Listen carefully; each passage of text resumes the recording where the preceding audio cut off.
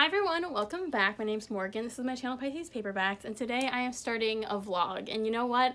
The best time to start a vlog is when you're already a full day into the challenge. So this is going to be me trying to read for 24 hours during this week. I saw Jamie from Jamie's Library and Allie from Allison Pages, I think her channel is. I'll tag them both in the description box. But I saw them both recently do this challenge a few weeks ago and I thought it sounded fun, and I'm kind of like on a roll right now, so I'm trying to keep the momentum going. So this isn't a traditional 24-hour readathon kind of vibe. It's more like within the next, it's not the next 5 days. From Monday to Friday, I'm going to try and read for 24 hours. Like, time myself when I read and see if I can get as close to 24 hours as I can. I'm telling you right now, I am not going to succeed, but I am going to try and get as close as possible. I decided I was going to do this last night, and it's currently Tuesday, so Monday after work, I decided that this would be fun.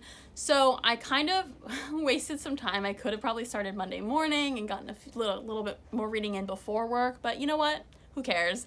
I'm having fun, I read for fun, and this is going to be fun. So let me tell you how much I've already read, and then I will get into what I plan on reading this week. Last night I read for about an hour and a half. I'll put up my little screenshot here of my timer app. The plus 30 is because I forgot to start my timer when I actually started, so I'm just guessing that it was for 30 minutes.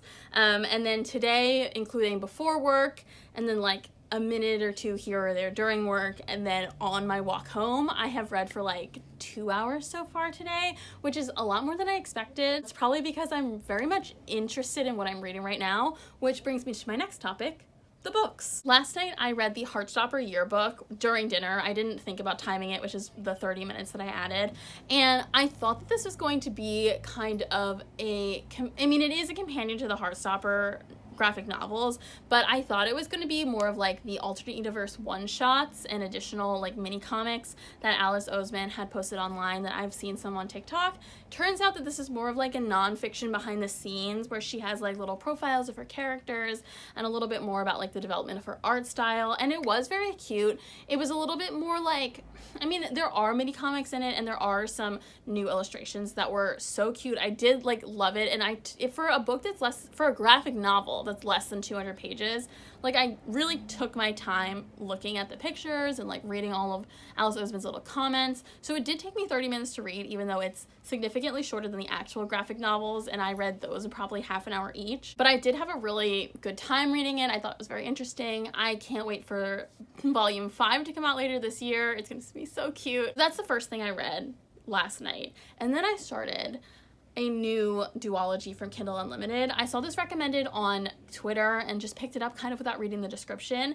The first book is called Truth and Measure. The series is called the Carlisle series, and this is very clearly and obviously practically the Devil Wears Prada fanfiction. Like, it is an ice queen fashion magazine director, and her, in this case, the assistant is incredibly competent, and her assistant and like their romance. So it's like an age gap workplace romance. Workplace isn't for everyone, but like, I don't know, they discuss the boundaries. I feel fine about it. And it's about Vivian Carlisle, her last name's Carlisle, is in the series title, and the book starts when she is in the middle of getting a divorce and realizes that she's pregnant, and then the point of view character is her assistant, Julia Moretti. She goes by Jules, and they kind of start to bond a little bit when Jules is like the only person who knows about the pregnancy. If I had read the description, I probably would have seen that a pregnancy was involved in this story and opted not to read it, because that tends to not be my favorite trope. But honestly, I'm probably halfway through the book now, and while the pregnancy and the future baby are like mentioned and involved with the plot, it's much less than I expected, and I think that the fact that it happens very early in the book made it like okay, because I could, it wasn't a surprise. It's not like it's like the final hour and someone's like, we're having a baby, which I don't really like that trope. I really like the chemistry between these characters. It's a little bit of an unhealthy relationship because Jules' life, like, she's a great assistant, but her life pretty much revolves around Vivian, and she, like, it makes her happy to help her and take care of her, and it's a little bit like there's not very good work-life boundaries. But in the context of a romance, I really like when characters kind of like are obsessively care for each other, so I'm not mad about it. I'm having a good time so far. They have finally kind of discussed the situation surrounding like their potential relationship, and the steam hasn't happened yet, but the chemistry between them is starting to like amp up. I'm having a good time. I definitely think I'm going to read a significant more amount of this book today and then jump into the sequel because it's a duology in the next couple days, possibly even tomorrow. Hello all, it has been about an hour, so I'm at 3 hours for today, like 3 hours and 10 minutes, and I just finished Truth and Measure. I'm about to start the second book, Above All Things, and I liked Truth and Measure. I don't know, I think that the steamy scenes were like, there were some that were like really good, and then there were just some aspects about it that I was like, that's a little ridiculous. It's a little like, I'm suspending my disbelief. I'll let you have it, but I'm not like sold. I'm also not 100% sold on the relationship between Vivian and Jules. Like, some parts of it are cute, but I'm not like they're meant to be. And when I read a romance, I'm gonna feel like, oh my god, they're meant to be. So I'm interested to see how the story is going to continue in the second book, which deals a little bit more with Jules not working for Vivian anymore. So yeah, I'm looking forward to it. Like, I'm not mad about the book, but it's definitely not as good as I had hoped from the recommendation I saw. I saw like a tweet really highly recommending it for like a steamy sapphic book with really good character development. So I'm looking forward to see how that continues in the second book. I'm not 100% in love with how it happened in this one. I'd probably give this book like a 3.5. Like, it wasn't bad. I enjoyed it. I read it basically all in one day, but like, I am at 4 hours for today, chapter 15, which is about 40% into this book. And I definitely think it's not everything that I had hoped. There was a while there where like they started sleeping together, and then it felt like every single scene they were in together, they were having sex. To the point, and some of it was like kind of cringily written. They're talking about feelings a little bit more now. I'm a little bit of a romantic bitch, okay? I like romance, I like emotions. And it was just, I wasn't loving it. So I'm a little disappointed, but you know, they can't all be huge winners. And I'm coming off of like a really, like an insane win streak in terms of the books I'm reading. So it's fine, it had to come down sometimes. Good morning. I ended up reading for 5 hours yesterday, which brings my total up to 7.5 hours, which means I honestly think I can get pretty close to 24. Like, that's crazy, right? Anyway, I don't know about this book. Some of it is interesting, some of it I'm like, are you serious? Jules, she's 26 and Vivian is 42. So there is a significant age gap between them. I think it's like 16 years. And so Jules's parents have come to like kind of confront Vivian for taking advantage of her. And obviously the boss employee thing is more the issue here. But they're talking as if Jules is like a college student that Vivian lured away from, like, got to work for her and then took advantage of. And it's like, she's 26. I'm the same age as Jules. And I think a 26-year-old woman making the decision to be in a relationship is very different than, like, even 22 when you're still in college. Like, I don't know. It seems to me a little infantilizing. You know, Vivian's never had a relationship with a younger person before. She's only ever dated men her own age. Like, there's not like a pattern of behavior that they're like upset about. And I know it's because they're Jules's parents and they're like, you know, they're her parents, but it's still like bothering me. I guess that's all I had to say for right now. So I'm gonna get ready for work and then I will talk to you later. Goodbye. Hello again. It is Wednesday evening. I have so far read for about 2.5 hours today, and I have decided there are no reading challenge police, so I've decided that audiobook listening does count towards the 24 hours. That includes the hour or so that it took me to finish Above All Things, which is the second book in the Carlisle Truth and Measure series, and then I've also been listening to the audiobook of Our Wives Under the Sea, which I started a couple weeks ago and just re-borrowed from the library. I ended up not super loving the second book in the Carlisle series, which was called Above All Things. I thought it was like fine. It takes place during the second half of Vivian's pregnancy, and then the birth of the baby happens kind of like at the end. It's like one of the big final things that happens in the book. there were cute parts, there were things that I thought were fun. I think the problem with this series, beyond just like not being super into the pairing and thinking some like dialogue was pretty cringy, I think my problem was that as the books got further in,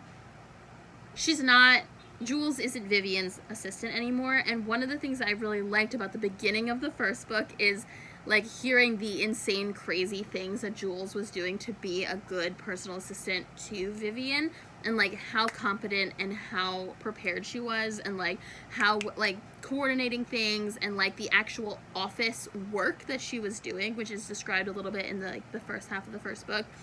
I just think that's really interesting. I am someone who was really into fashion in high school. I've seen like a bunch of documentaries about fashion magazines, including the September issue, which clearly this author has seen. And I read book that The Devil Wears Prada is based on, which is also called The Devil Wears Prada, and I loved like all the name dropping of fashion labels and talking about designers and like the insane personal like life coordinations that the assistants do.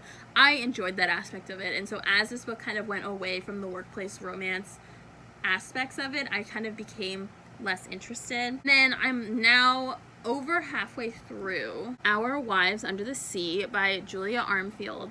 This is fine. It's a literary horror about a woman whose wife goes down on a submarine trip, and it's supposed to be for about 3 weeks, and she doesn't come back for 6 months. And when she comes back, her wife is just not, like, is it even her wife that came back? Like, things are not right. If the end ends up being like super interesting and like takes me by surprise, then maybe it'll get like a 3.5.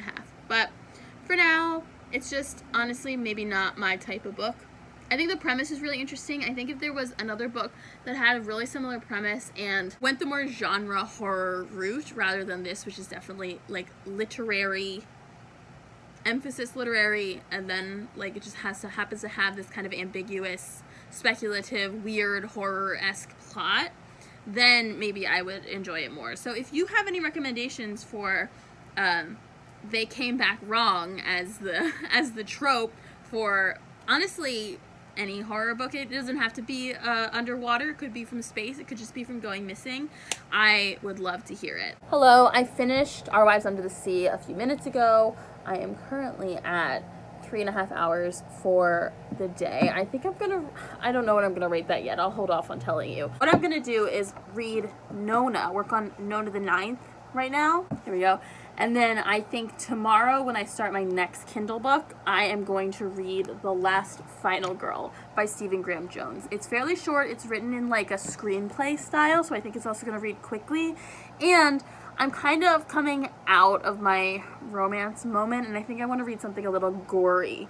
Good morning. I ended up not reading any more of Nona last night. I was so tired, and I've been going to sleep at like 11:30 the rest of like this past week, and I've just been waking up exhausted. So last night I fell asleep like at 10, and honestly it was worth it because I woke up refreshed and renewed.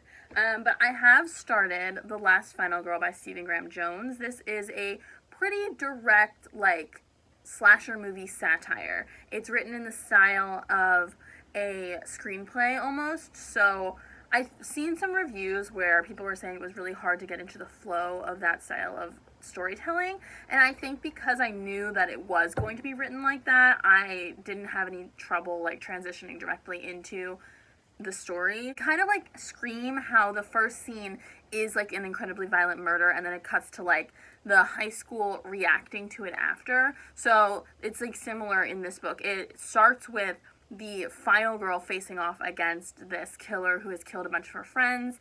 She's recounting like their final encounter, and then it cuts to the high school where I believe the main characters are some girls named Izzy and Brittany, and they're like, one of them's explaining to the other like there's a power vacuum in the school because a lot of the popular kids, like the big fish, were killed. So it's kind of like addressing that. Honestly, it's pretty funny so far. It is definitely satire. It's funny because as I'm reading it, I'm like, people don't talk like this, but it's also exactly how people would talk like in a high school slasher movie. Like, Stephen Graham Jones is a genius. I'm so glad that I'm enjoying it so far. I'm not very far in. I don't even know how far in I am. Let me check. I'm on page 44, which is 12% in, so further than I thought, honestly. But I'm having a good time. I'm interested to see how it goes. I love slasher movies, so I am excited to read this. I also am glad I liked it because I've only read 2 other things by Stephen Graham Jones. One was The Only Good Indians, which I adored. It's one of my favorite horror novels I've ever read, ever in my life. But the other one was Night at the Mannequin. That is a novella, and I hated it. I read while I was taking my dog on a walk this morning, so I've been reading for 20 minutes so far today. Yesterday, I got up to 3.5 hours, and that brings my total for the week, not including today yet, that brings my total for the week up to 11 hours. So I probably could have been further along if I had decided to start doing this challenge before like 7 p.m. on Monday, but you know, that's a mistake I won't make next time. Hello, it's around 7 o'clock at night. I've read for 2 hours today. I didn't read it all during work because I was a good employee today, so it's fine. It was a good day. But I am 66% into The Last Final Girl. My Kindle says that I have an estimated 55 minutes left to read, so I'm going to be doing that now while I cook and then eat dinner, and then hopefully I'm going to read like straight up until like 10:30 when I go to sleep, and that'll get me to 5 hours for today, which puts me right on track to reach 20 hours for the week, which is not 24, but it's also much higher than my typical week, which is basically like, I don't know, reading 3 out of the 7 days and then just being like, So I'm feeling good. I am liking this book. It's interesting. It's bloody. Something that just happened which surprised me, which is good because I was getting a little like, okay, let's keep it moving. But there was a little thing that happened that I thought was fun, and I like the main character, Izzy. I like her friend, Brittany. I like how it's bringing the original Final Girl from the first scene of the book into like the end, like how it's gonna wrap up. I'm interested. I'm having a good time. It's not gonna be a 5-star, but I am liking it pretty well. I am fading, guys. Like, I just don't think I'm meant to read this much. I'm not meant to push myself this much. Like, I definitely read probably for more than 24 hours in a 5-day span last week when I was on vacation. But I was on vacation and every single book I was reading I was loving. So it's like, it's a different vibe, but I can't just like make myself read. Last night I only read another hour, so I only read 3 hours yesterday, and I just don't know. I finished The Last Final Girl. I did like it. There were parts of the end where I was gasping out loud. Gasping like shook. I thought it was really well done. I wish I had like a list of every movie that got referenced in it, but I guess I can make them. I do own the book. Like, I can make that list myself. It's just like a really long list. And really what it showed me is that I love slashers. I really haven't seen that many slasher movies. Like, typically when I'm watching horror movies, I'm watching it with my friend Sarah, and she doesn't like love slasher movies. She likes more like psychological stuff. So I watch a lot of what she suggests because I like that too. But I do like slasher movies. So, and I love haunted houses, possessions. So that's typically what I guess I gravitate towards. I need to spend more time investigating slasher movies is basically it. But I thought it was really good. And then I started The Princess Trap by Talia Hibbert, I think. And this is fine so far. I'm only like 2 or 3 chapters in. I expect that I'm gonna like it because I like Talia Hibbert. I like her writing. I like her romances. I like her sex scenes. Like, I like Talia Hibbert. I think I'm gonna like this book. However, even a couple chapters in, I just don't think I love like modern royalty stories. I know I loved Red, White, and Royal Blue, which is kind of modern royalty, but it's like, that's like the Prince of England, like, you know what I mean, the Prince of Wales.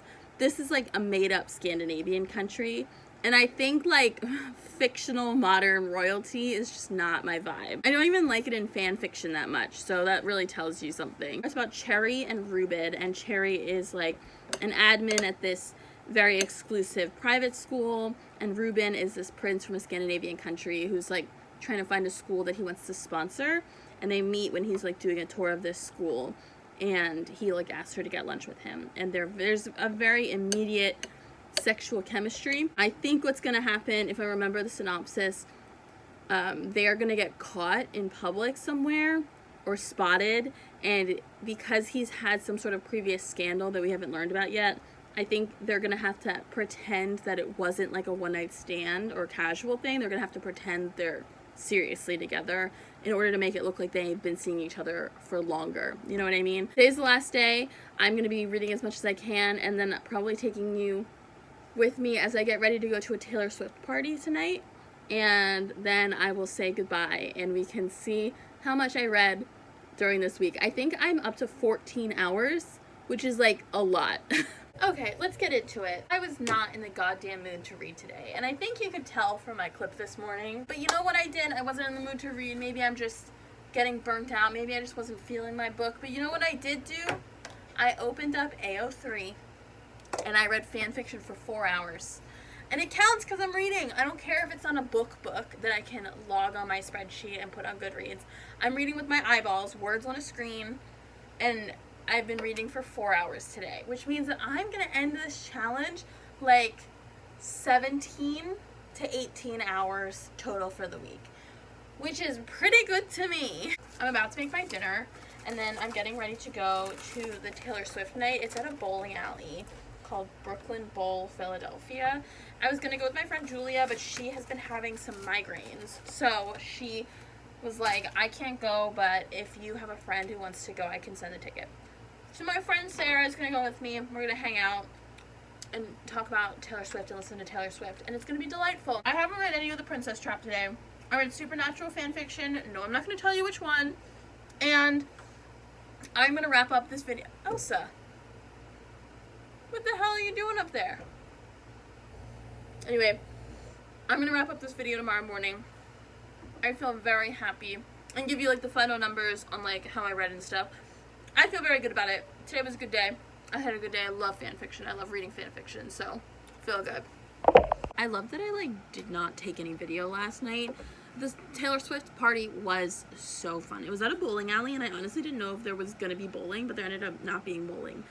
Like there were bowling lanes, people were using them, but the party was like just like a DJ, and it was just an excuse to sing really loud in public, and it was so fun. And then today I am going to see Moulin Rouge, the traveling show, with my friend Tatiana, so I'm just gonna wrap up this thing with you now. So overall, I read right about 17 hours. I'll put the actual total up on the screen.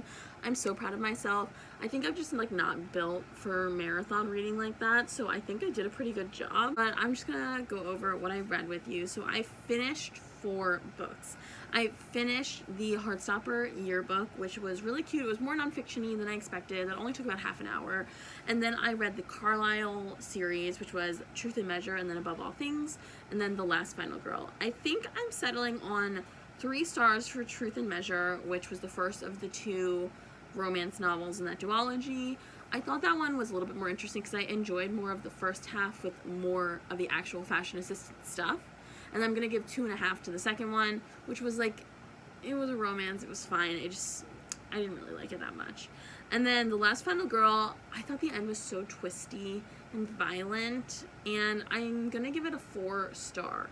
I really liked it. I think it's not like a favorite, but it's definitely a book that I am going to recommend to people. Hello, I'm in the park right now editing this video, and I totally forgot to talk about Our Wives Under the Sea. So I actually finished 5 books this week, and I'm gonna say about Our Wives Under the Sea, it was objectively so beautifully written. It's just not my particular type of book, you know what I mean? And I would recommend it for people who read the synopsis and are like, that sounds interesting. I do think it's absolutely worth a try, but it just wasn't like great for me. It's probably like a 3.5. Oh my god, I got these beautiful flowers from the market today in this vase that I got because I used to just put flowers in like a cup. I don't want to do that anymore. I feel like a big grown-up. I had such a good time this week. I'm learning about myself and what I can and can't do in order to encourage myself to read more. I think working 8 hours a day and then coming home and trying to read for 5 hours is like not the key to my success. I'm excited to see what other challenges I can do going forward. I hope you guys enjoyed this video, and I will see you guys next time. Bye!